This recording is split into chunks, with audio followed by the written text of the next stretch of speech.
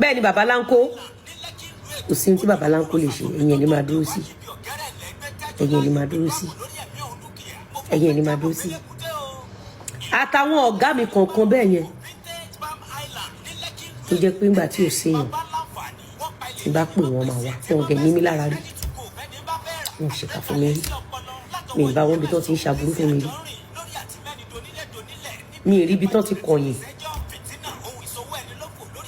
ẹ̀yin tèmi Lizzy Anjorin ó kọ́lá òtù LANKO ọmọọba Dubai ò ní inú fọ́nrán yìí bí ó ṣe ń sọ̀rọ̀ sí Mercy AIGBE. ẹ̀yin tèmi wàhálà ńlá kọ́ ló ṣẹlẹ̀ yìí ẹ jẹ́ ká gbọ́ látẹnu Lizzy Anjorin bí ó ṣe kọ́lá LANKO ọmọọba Dubai àti Ìyábọ̀ Òjó. ṣe ti àwọn ọ̀kà wọn làwọn fẹ́ rí broom yẹn ká tó lọlé they say they wan see the broom. Èwo nu yín ló fi rú ẹsẹ̀ báyìí má kàn èwo nu yín ló fi rú ẹsẹ̀ báyìí lọ ṣe baby shower tẹ́ ẹ̀ celebrate ọmọ má kàn èwo nu yín ló fi rú ẹsẹ̀ báyìí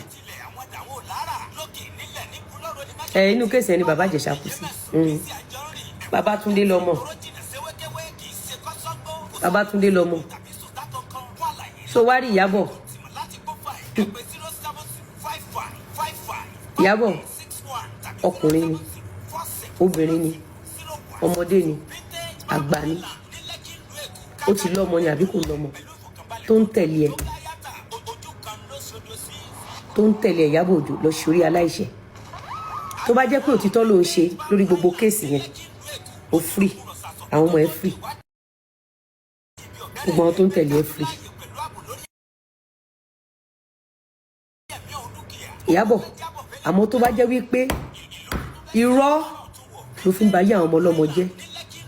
Ìyábọ̀ bó ṣe ń tẹ ilẹ̀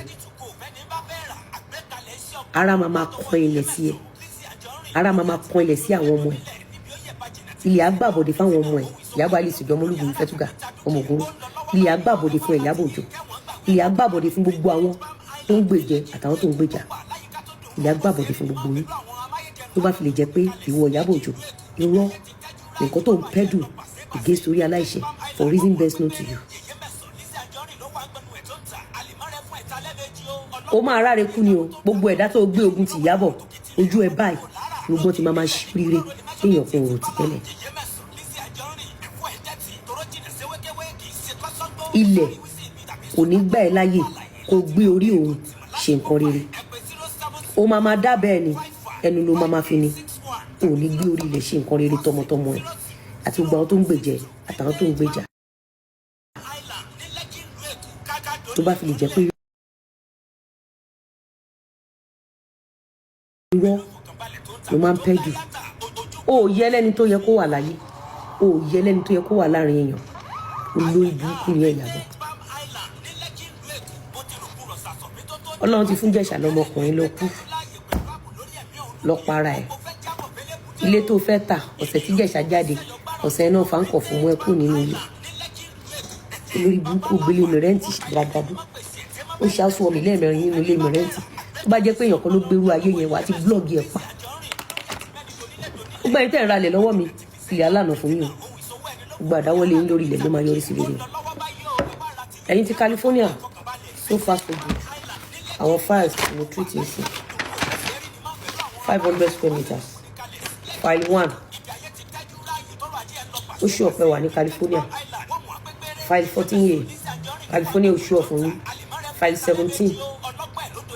inconclusive file 21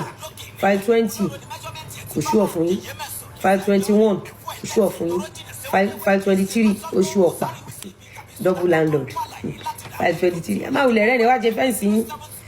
ṣe fẹ́ǹsì yín sórí lẹ́yìn file 33 oṣù ọ̀pá landlady mi ó ṣe file 35 yàgbẹ́ sábọ́ nílọrin láti zẹ̀yìn 500 square meters àwọn bá tí mo ṣe nìyẹn lẹ́yìn file 1000 square meters file 05 ẹ fìtàn lẹ̀kẹ́ san penalty yín kẹ́ wá ṣe lẹ́yìn 07 ẹ wá san penalty yín 08 File 15 to Allah, estate owner. File 17.